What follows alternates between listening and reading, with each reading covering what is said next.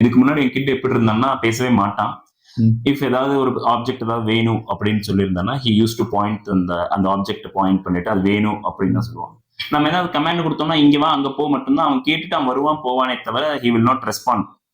அதை தவிர என் கிட்டுக்கு வந்து வேற எந்த கமாண்ட் கொடுத்தாலுமே வந்து அவன் வந்து என்ன பண்றதுன்னு தெரியாம வந்து அவன் அப்படியே தான் இருப்பான். ஸோ இந்த மாதிரி ஒரு கண்டிஷன்ல தான் என் கிட்டுக்கு வந்திருந்தான். ஸ்பீச் தெரப்பி முடிஞ்சதுக்கு அப்புறம் இப்ப கிட் எப்படி இருக்கான்னா, ஸோ நம்ம பேசுறோம், கிட்டும் திரும்ப பேசுறாப்புல. நம்ம வந்து இப்போ ஏதாவது 3 words 4 words நம்ம கமாண்ட் இது கொடுத்தாலுமே so kid is able to understand.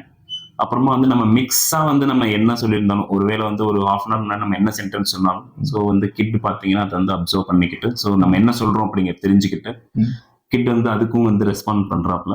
So இந்த இதுல பாத்தீங்கன்னா கிட் வந்து இப்போ வந்து நல்லாவே பேசுறான். அவனுக்கு வேணுங்கிறத கிட் கேட்கிறான்.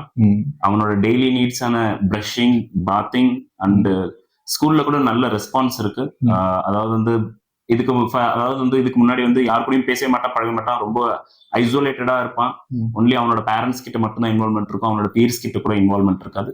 ஸோ இங்க வந்து தெரப்பிஸ் எல்லாம் எடுத்ததுக்கு அப்புறமா வந்து ஸ்கூல்ல கொடுத்த ஃபீட்பேக் என்னன்னா he is making the place alive. So kids வந்து அவங்க கூட பழகிறதுக்கு வந்து இன்ட்ரெஸ்டடா இருக்காங்க அப்படின்ற வந்து ஒரு நல்ல ஃபீட்பேக் ஒன்று கொடுத்துருந்தாங்க.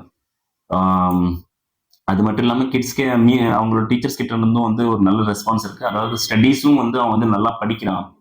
ஸோ நல்லாவே படிக்கிறான். ஸோ அந்த மாதிரி இதுல எல்லாமே so vast areas of development இருக்கு. ஸோ இந்த 1.5 இந்த இயர்ஸ்ல ஸோ அந்த therapies like occupational therapies plus speech therapy plus vision therapy ongoing for his concentration work.